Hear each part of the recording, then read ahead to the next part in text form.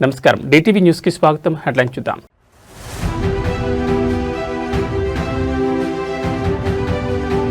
Bharat Malaysia Navasakam కీలక అంశాలపై ప్రధానుల ఒప్పందాలు.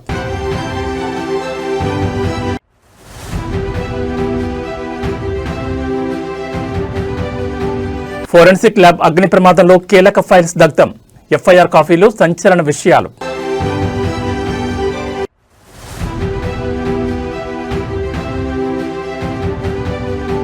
కిడ్నాప్ కేసులో మంచు విష్ణుకు నోటీసులు. 3 రోజుల్లో విచారణకు హాజరు కావాలని ఆదేశం.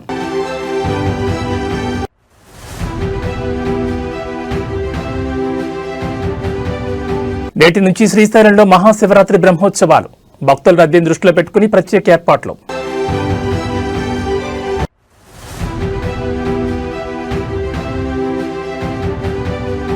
తిరుమలలో కొనసాగుతున్న భక్తుల రద్దీ. శ్రీవారి దర్శనానికి 18 గంటల సమయం. ఇక వివరాలు చూస్తే అమెరికాతో భారత్ ఇటీవలే భారీ ట్రేడ్ డీల్ కుదుర్చుకున్న విషయం తెలిసిందే. ప్రస్తుతం మలేషియా పర్యటనలో ఉన్న ప్రధానమంత్రి నరేంద్ర మోడీ ఆ దేశ ప్రధాని అన్వర్ ఇబ్రహీంతో సమావేశమై ఇరు దేశాల మధ్య వాణిజ్యంపై కీలక చర్చలు జరిపారు. ఈ క్రమంలో 2 దేశాలు పలు ఒప్పందాలు కుదుర్చుకున్నాయి. ఇరు దేశాల ప్రధానులు కలిసి నిర్వహించిన ప్రెస్ మీట్లో కీలక విషయాలు వెల్లడించారు. మలేషియా ప్రధాని అన్వర్ మాట్లాడుతూ భారత్ మలేషియా దేశాల మధ్య సంబంధాలను మరింత ఉన్నత స్థాయికి తీసుకెళ్లడంలో ప్రస్తుత చర్చలు అత్యంత కీలకమని పేర్కొన్నారు. ఇరు దేశాల మధ్య దశాబ్దాల నాటి అనుబంధాన్ని ఆయన కొనియాడారు.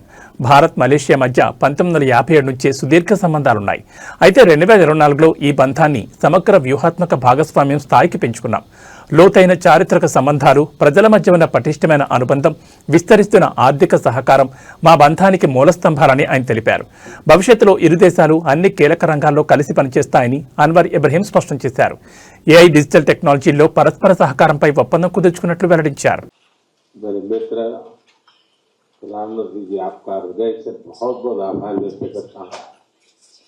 जिस प्रकार से मेरा और मेरे डेलीगेट का स्वागत किया गया और मैंने देखा है कि परंपराओं से हट करके एक प्रकार से मलेशिया के जीवन को आपने इन कुछ ही घंटों में बहुत बखूबी प्रस्तुत किया और इतने बढ़िया तरीके से चीजों को ऑर्गेनाइज किया, वो हमेशा हमें से याद रहने वाली है। और इसके लिए मैं हृदय से विशेष रूप से आभार व्यक्त करता हूँ। और एक मित्रता क्या होती है, मित्रता की ऊंचाई और गहराई क्या होती है, ये मैं पूरी तरह अनुभव कर रहा हूँ और इसके लिए मैं आपका बहुत बहुत आभारी हूँ। एक्सेलेंसी, ये मेरा सौभाग्य है कि प्रधानमंत्री के रूप में मुझे तीसरी बार मलेशिया आने का मौका मिला है और हमारी मित्रता ऐसी है कि आपके कार्यकाल में मुझे चौथी बार आपको मिलने का मौका मिल रहा है। ये भी अपने आप में हमारी गति और सक्रियता दिखाता है। बीते वर्षों में हमारे द्विपक्षीय संबंधों ने जो गति और गहराई प्राप्त की है, वो वास्तव में प्रेरणादायक है। इसमें आपके अमूल्य योगदान के लिए मैं हृदय से आपका धन्यवाद करता हूं। आज एग्रीकल्चर और मैन्युफैक्चरिंग जैसे क्लीन एनर्जी और सेमीकंडक्टर तक हर क्षेत्र में हमारा सहयोग गहरा रहा है। स्किल डेवलपमेंट और कैपेसिटी बिल्डिंग में भी हम अहम साझेदार हैं। हमारा रक्षा और सुरक्षा सहयोग भी लगातार मजबूत हो रहा है। एक्सेलेंसी, आसियान की सफल अध्यक्षता के लिए आपको एक बार फिर से मैं बहुत बहुत बधाई देता हूं। हमें विश्वास है कि मलेशिया के सहयोग से आसियान के साथ हमारे संबंध और अधिक गहरे होंगे और अधिक विस्तार होगा। एक्सेलेंसी, हमारे संबंधों की असली ताकत पीपल टू पीपल टाइज है। भारतीय मूल के लगभग 30 लाख मलेशियाई नागरिक हमारे देशों के बीच लिविंग ब्रिज है। कल आपके साथ मुझे डायस्पोरा से मिलने का भी अवसर मिला है। ये बहुत विशेष अनुभव था और मैंने देखा कि डायस्पोरा के लोगों का आपके प्रति जो व्यक्तिगत सम्मान है, आपके प्रति जो प्रेम है, वो कल दिख रहा था, मैं फील कर रहा था, बड़ा गर्व हो रहा था मुझे। आतंकवाद के खिलाफ हमारी लड़ाई में मित्र देशों का साथ बहुत मायने रखता है। एक तरह से एक्सेलेंसी, हमारा दृढ़ विश्वास है कि भारत और मलेशिया की समृद्धि एक दूसरे से जुड़ी हुई है।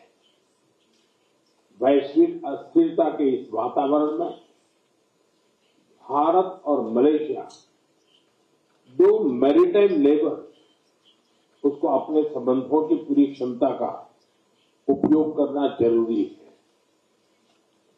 मेरी आज की यात्रा का मूल संदेश एकदम स्पष्ट है कि भारत मलेशिया के साथ मिलकर हमारे संबंधों को नए स्तर पर ले जाना चाहता है और सहयोग के हर क्षेत्र में विस्तार और प्रगाढ़ता लाना चाहता है। एक बार फिर मेरा और मेरे डेलीगेशन का इतना जानदार शानदार स्वागत करने के लिए मैं आपका और आपकी पूरी टीम का हृदय से बहुत बहुत आभार व्यक्त करता हूं। తెలంగాణ ఫోరెన్సిక్ సైన్స్ ల్యాబ్లో నిన్న జరిగిన అగ్ని ప్రమాదంలో సంచలన విషయాలు వెలుగులోకి వస్తున్నాయి. ఈ ఘటనపై ఎఫ్ఎస్ఎల్ ఇన్స్పెక్టర్ శ్రీనివాస్ చేసిన ఫిర్యాదుపై దర్యాప్తు కొనసాగుతోంది. అయితే ఈ ఫిర్యాదుకు సంబంధించిన ఎఫ్ఐఆర్ కాపీలో కీలక విషయాలు పేర్కొన్నారు. 5 గదుల్లోని ఫైల్స్ కాలిపోయినట్లు శ్రీనివాస్ ఫిర్యాదు చేశారు. కంప్యూటర్ ఫోరెన్సిక్ ల్యాబ్, ప్రాపర్టీ రూమ్తో పాటు case verification chamber, analysis chamber కాలిపోయాయని, సర్వర్ రూమ్లో ఫైళ్లు దగ్ధమయ్యాయని పేర్కొన్నారు. నిన్న ఉదయం సుమారు 10 గంటల 8 నిమిషాల సమయంలో తాను కార్యాలయానికి వెళ్తున్న సమయంలో కంప్యూటర్ ఫోరెన్సిక్ ల్యాబ్లో పనిచేస్తున్న క్లాస్ 4 ఉద్యోగి సాయికృష్ణ నుంచి ఫోన్ కాల్ వచ్చిందని, కంప్యూటర్ ఫోరెన్సిక్ ల్యాబ్కు ఆనుకుని ఉన్న ప్రాపర్టీ రూమ్లో మంటలు అంటుకుని అవి ఇతర గదులకు కూడా వ్యాపిస్తున్నాయని తనకు సమాచారం ఇచ్చారని ఫిర్యాదులో పేర్కొన్నారు. ఈ సమాచారం అందుకున్న వెంటనే తాను ఫైర్ డిపార్ట్మెంట్కు సమాచారం ఇవ్వాలని సూచించారని పేర్కొన్నారు. అలాగే కార్యాలయంలో ఉండే అవకాశం ఉన్న ఇతర సిబ్బందిని కూడా సంప్రదించి సంఘటనా స్థలానికి వచ్చి పరిస్థితిని అదుపులోకి తీసుకురావాలని కోరానని, అనంతరం తాను కూడా స్వయంగా కార్యాలయానికి బయలుదేరి 10 గంటల 25 నిమిషాలకు అక్కడ చేరుకున్నానని తెలిపారు. అప్పటికే కొంతమంది సిబ్బంది మొదటి అంతస్తులో ఉన్న అగ్నిమాపక పరికరాల సహాయంతో మంటలను అదుపులోకి తీసుకురావడానికి ప్రయత్నించారు. 10:30 గంటలకు అగ్నిమాపక సిబ్బంది ఘటనా స్థలానికి చేరుకుని మధ్యాహ్నం సుమారు 1:30 గంటలకు మంటలు పొగ పూర్తిగా అదుపులోకి వచ్చాయని తెలిపారు. పరిస్థితి పూర్తిగా అదుపులోకి వచ్చాక joint director K Ravikumar Goud, assistant director K Gnaneswara Rao, in-charge scientific officer K అంజనతో కలిసి మొదటి అంతస్తును పరిశీలించామని, అక్కడ కంప్యూటర్ ఫోరెన్సిక్ ల్యాబ్, దాని property room, case verification chamber, analysis chamber, server room నష్టం చెందినట్లు గుర్తించామన్నారు. అదనంగా హెచ్ఆర్డి హాల్, మొదటి అంతస్తులో ఉన్న ఇతర గదులు, ఫర్నిచర్, పరికరాలు కూడా అగ్ని ప్రమాదంలో దెబ్బతిన్నట్లు గుర్తించామని ఫిర్యాదులో పేర్కొన్నారు. ఈ ఘటనలో ఎటువంటి ప్రాణ నష్టం లేదా గాయాలు సంభవించలేదని వెంటనే కేసు నమోదు చేసి దర్యాప్తు చేపట్టాల్సిందిగా కోరారు. ఈ ప్రమాదంపై ప్రస్తుతం క్లూస్ టీం రంగంలోకి దిగింది. ఘటనపై పూర్తి స్థాయిలో దర్యాప్తు చేపట్టింది. ఎఫ్ఎస్ఎల్ ల్యాబ్ను సీజ్ చేసిన క్లూస్ టీం ఎస్బీ మరోసారి తనిఖీలు చేపట్టింది. అగ్ని ప్రమాద సమయంలో అక్కడ ఎవరైనా ఉన్నారా అని ఆరా తీస్తున్నారు. ఎఫ్ఎస్ఎల్ కార్యాలయంలోని సీసీ కెమెరాల ఫుటేజ్ను పరిశీలిస్తున్నారు. మరి కాసేపట్లో ఎఫ్ఎస్ఎల్ డైరెక్టర్ శిఖా గోయల్ ఘటనా స్థలానికి చేరుకోనున్నారు. ఈ ప్రమాదంపై సోషల్ మీడియాలో రకరకాల ప్రచారం జరుగుతున్న నేపథ్యంలో ఆమె కీలక ప్రకటన చేయనున్నారు.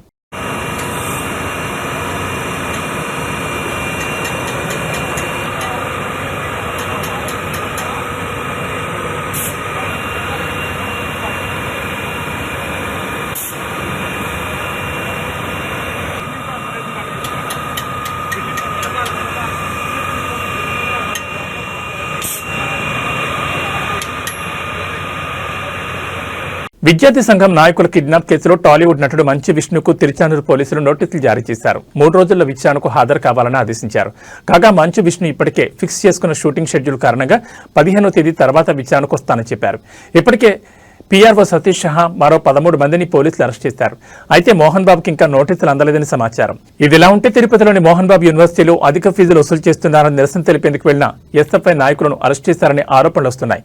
ఈ నేపథ్యంలో బాధితులు ఇచ్చిన ఫిర్యాదు మేరకు పోలీసులు కేసు నమోదు చేసుకుని విచారణ జరుపుతున్నారు. కిడ్నాప్ కేసులో ఎఫ్ఐఆర్ పీఆర్ఓ సతీష్ పేరు A1గా, మంచి విష్ణు పేరు A2గా చేర్చారు.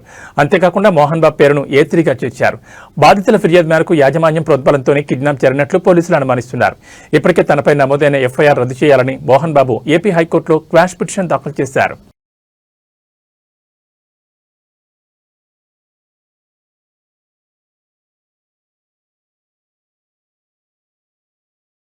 నంద్యాల జిల్లాలోని ప్రముఖ పుణ్యక్షేత్రం శ్రీశైలంలో శ్రీ బ్రహ్మరాంబ మల్లికార్జున స్వామి దేవస్థానంలో మహాశివరాత్రి బ్రహ్మోత్సవాలు నేటి నుంచి ఈ నెల 18వ తేదీ వరకు కొనసాగనున్నాయి. ఉదయం 9 గంటలకు శ్రీ స్వామివారు యాగశాల ప్రవేశంతో బ్రహ్మోత్సవాలకు శ్రీకారం చుట్టనున్నారు. బ్రహ్మోత్సవాల్లో భాగంగా సాయంకాలం శ్రీకాళహస్తి దేవస్థానం తరపున శ్రీ స్వామి అమ్మవారికి పట్టువస్త్రాలు సమర్పించనున్నారు. సాయంత్రం బ్రహ్మోత్సవాలకు సకల దేవతలకు ఆహ్వానం పలుకుతూ ధ్వజారోహణ, ధ్వజపటం ఆవిష్కరణ చేయనున్నారు. ఇక శ్రీశైలంలో బ్రహ్మోత్సవాల సందర్భంగా నేటి నుంచి ఈ నెల 18వ తేదీ వరకు ఆర్జిత, పరోక్ష సేవలు నిలుతలు చేస్తున్నారు ఆలయ అధికారులు తెలిపారు. వీఐపీలు, సాధారణ భక్తులందరికీ శ్రీ స్వామివారి అలంకరణ దర్శనంతో పాటు జ్యోతిర్ముడి కలిగిన శివస్వాములకు మాత్రమే 12వ తేదీ వరకు నిర్ణీత సమయంలో స్పర్శ దర్శనానికి అనుమతిస్తున్నట్లు ప్రకటించారు. అలాగే శ్రీశైలం వచ్చే భక్తుల రద్దీని దృష్టిలో పెట్టుకుని ప్రత్యేక ఏర్పాట్లు చేశారు.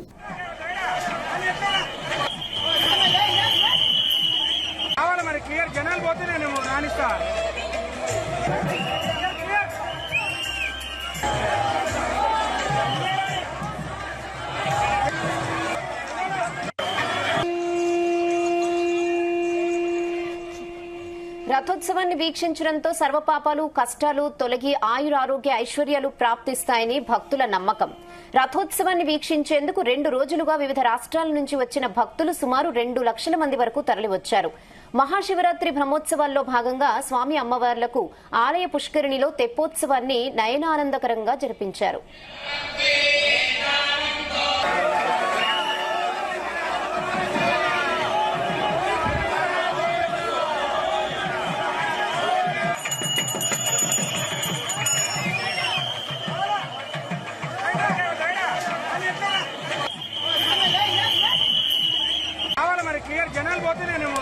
బీఆర్ఎస్ వర్కింగ్ ప్రెసిడెంట్ కేటీఆర్ పై భువనగిరి ఎంపీ చామల కిరణ్ కుమార్ రెడ్డి తీవ్రస్థాయిలో విరుచుకుపడ్డారు. నాంపల్లి ఫోరెన్సిక్ ల్యాబ్ లో జరిగిన అగ్ని ప్రమాదాన్ని ముఖ్యమంత్రి రేవంత్ రెడ్డికి ముడిపెట్టడాన్ని ఆయన ఖండించారు. ఈ ప్రమాదం వెనుక కేటీఆర్ హస్తం ఉందేమోనని అనుమానం వ్యక్తం చేశారు. గతంలో ఎస్ఐబీ ఆఫీసులో ఫైల్స్ ధ్వంసం చేసిన చరిత్రను గుర్తు చేశారు. ఓటమి భయంతోనే కేటీఆర్ చిల్లర ప్రచారం చేస్తున్నారని చామల ఎద్దేవా చేశారు. ఏ స్థాయికి దిగజారిన కేటీఆర్ నిన్న ఏదో అగ్ని ప్రమాదము ఫోరెన్సిక్ ల్యాబ్ లో జరిగితే రేవంత్ రెడ్డి గారి ఓటుకు నోటు కేసుకు ముడిపెట్టి మున్సిపల్ ఎన్నికల సమయంలో తెలంగాణ ప్రజలను పక్కదో పట్టించి మిమ్మల్ని మీరు చేసిన దరిద్ర పాలన మర్చిపోయి మీరు చెప్పే మాటలలో ప్రజలు పడిపోయి రేవంత్ రెడ్డి గారి మీద విష ప్రచారం చెల్లి మీకు ఓట్లు వస్తాయనుకోవడము ఎంత మూర్ఖత్వం ఇది. ఏం మాట్లాడుతున్నావో పొద్దున్న లేస్తే నిద్ర పట్టక ఇప్పుడు మున్సిపల్ ఎన్నికలలో కూడా ఈ చింతపండు ఇద్దని తెలిసిపోయి ఏదో అబాండాలు వేయాలని ఫోరెన్సిక్ ల్యాబ్ లో ఒకవేళ ఏదన్నా జరిగితే మీ టేపులు మీరు మాట్లాడిన మీ ఫోన్ ట్యాపింగ్ కు సంబంధించినవి అవన్నీ కూడా ఎవిడెన్స్లు ఉంటాయి అలా. ఇలా నాకేం డౌట్ వస్తుంది తెలుసా, నీ అంతా నువ్వు ముందే వచ్చి రేవంత్ రెడ్డి మీద అభియోగాలు వేసినావు అంటే అసలు నీకేమన్నా అస్తం ఉందా?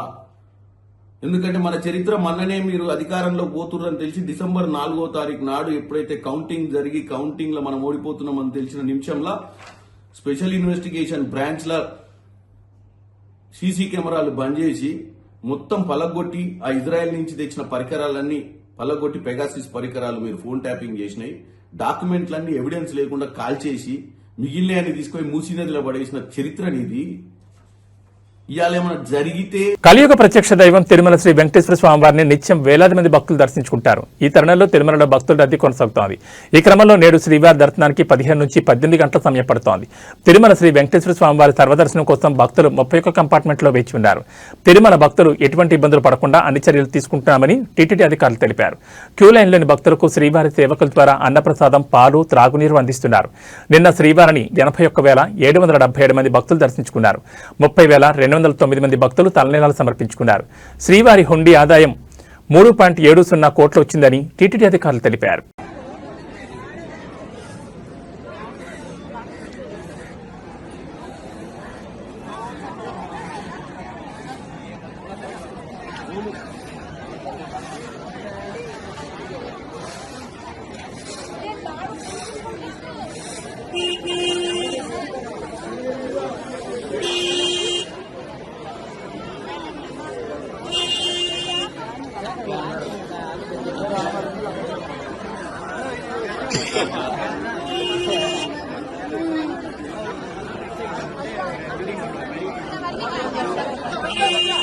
కాకినాడ జిల్లా జగ్గంపేట మండలం ఎర్రిపాకలో తిరుమల తిరుపతి దేవస్థానం ఆధ్వర్యంలో శ్రీ వెంకటేశ్వర స్వామివారి కళ్యాణాన్ని అంగరంగ వైభవంగా నిర్వహించారు. జగ్గంపేట ఎమ్మెల్యే టీటీడీ పాలక మండలి సభ్యులు జ్యోతుల నెహ్రూ ఆధ్వర్యంలో శివాలయ వెంకటేశ్వర స్వామి ఆలయాల ప్రాంగణంలో 3 రోజుల కళ్యాణ మహోత్సవాలు నిర్వహిస్తున్నారు.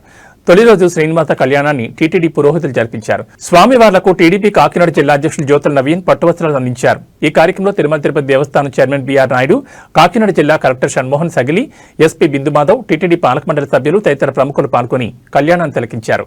అలాగే నియోజకవర్గంలోని భక్తులు కళ్యాణాన్ని తిలకించి పునీతులయ్యారు.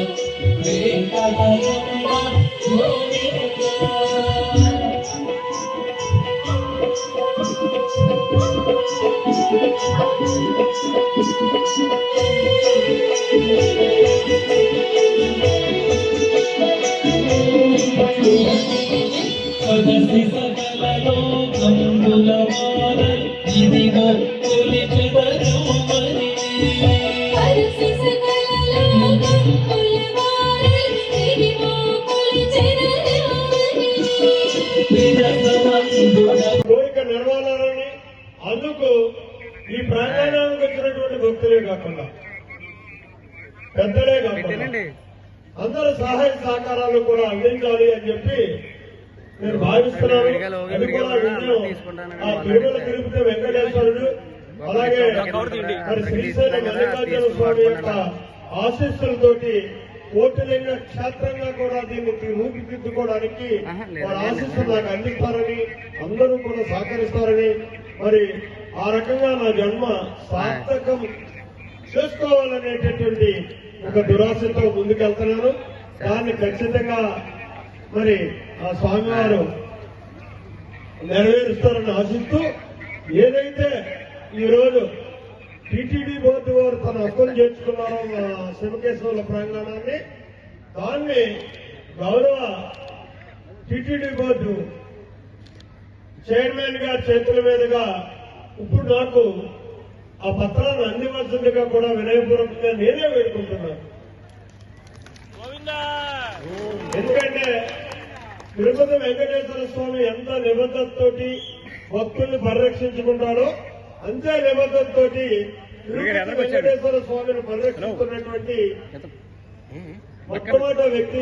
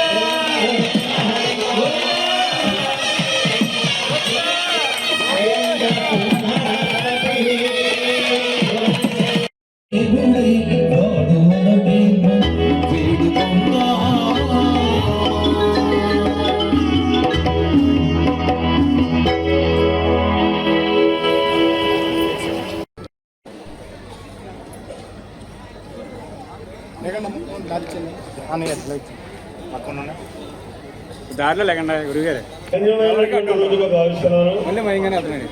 కలియుగ వెంకటేశ్వర స్వామి ప్రత్యక్షంగా నా గ్రామానికి వచ్చి ఈ శివకేశవుల ప్రాంగణంలో ఇవాళ మొట్టమొదటిసారిగా శ్రీనివాస కళ్యాణం జరిపించుకోవడం దానికి మరి ప్రధాన కారకులు మా టీటీడీ బోర్డు చైర్మన్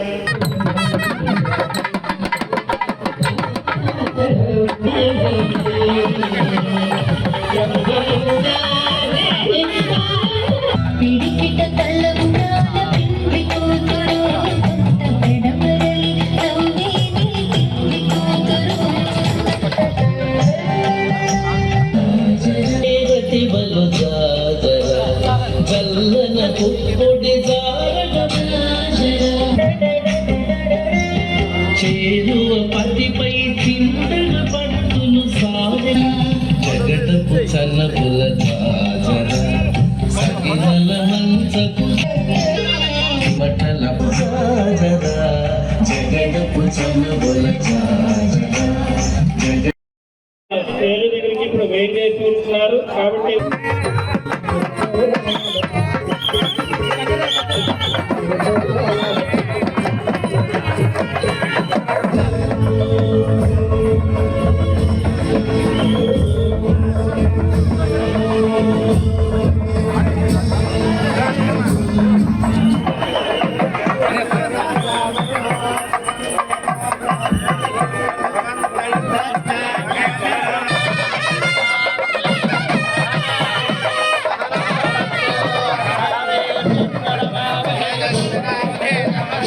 చిత్తూరు జిల్లాలో ఏనుగులు గత కొంతకాలంగా అడవిని దాటి జనాభాస్థల్లోకి రావడం పెరిగిపోయింది. తాజాగా ఇవాళ తెల్లవారుజామున చిత్తూరు నగరవాసులను గజరాజులు గజగజలాడించాయి. అడవిలో ఉండాల్సిన ఏనుగులు ఏకంగా నగరం నడిబొడ్డును చేరుకోవడంతో స్థానికులు తీవ్ర భయాందోళనకు గురయ్యారు. ఏనుగులు అడవి మార్గం తప్పిపోయాయో లేక ఆహారం కోసం వెతుక్కుంటూ వచ్చాయో తెలియదు కానీ 2 ఏనుగులు నగరం మధ్యలోకి రావడంతో ఒక్కసారిగా భయానక పరిస్థితులు నెలకొన్నాయి. నగరంలోని అత్యంత రద్దీగా ఉండే సంతపేట ప్రాంతంలోకి 2 ఏనుగులు ప్రవేశించాయి. తెల్లవారుజామున వీధుల్లో ఏనుగులను చూసిన స్థానికులు షాక్ గురయ్యారు. సాధారణంగా పంట పొలాల్లో కనిపించే ఏనుగులు జనసంచారం అధికంగా ఉండే నగర వీధుల్లోకి రావడంతో ప్రజలు ప్రాణాలు అరచేతిలో పెట్టుకుని పరుగులు తీశారు. భయంతో పరుగు పరుగున ఇళ్ల పైకప్పులకెక్కేశారు. ఏనుగుల రాకపై సమాచారం అందుకున్న అటవీశాఖ అధికారులు వెంటనే రంగంలోకి దిగారు. వాటిని తిరిగి అడవిలోకి పంపేందుకు ప్రయత్నాలు ప్రారంభించారు. ఏనుగులకు ఎదురు వెళ్లొద్దని, సెల్ఫీలు లేదా ఫోటోల కోసం వాటిని ఇబ్బంది పెట్టొద్దని స్థానికులను హెచ్చరించారు.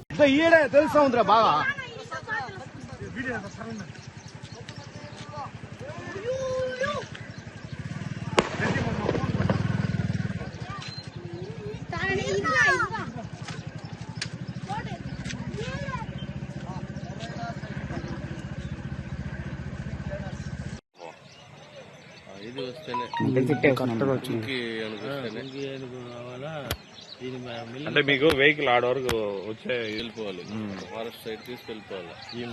ఒకసారి చూపించిపోయినా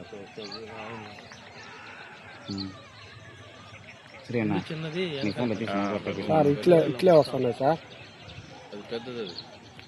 అరవద్దు.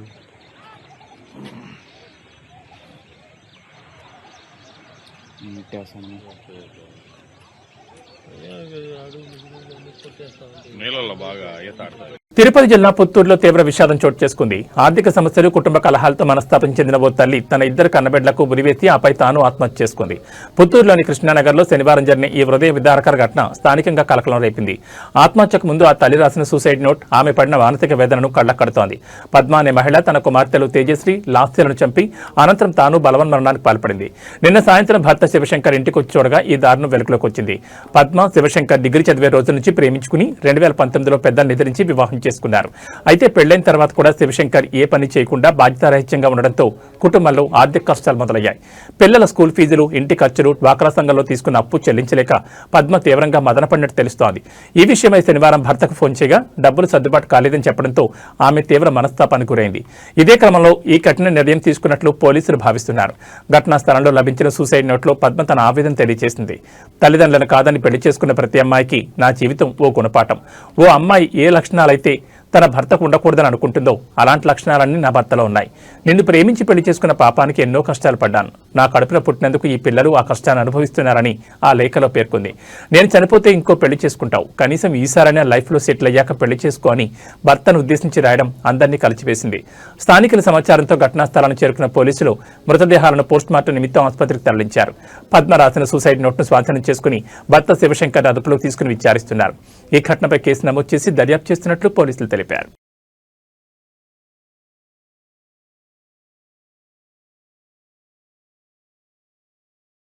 ఏబీ బులెటిన్ విశేషాలు. నమస్కారం.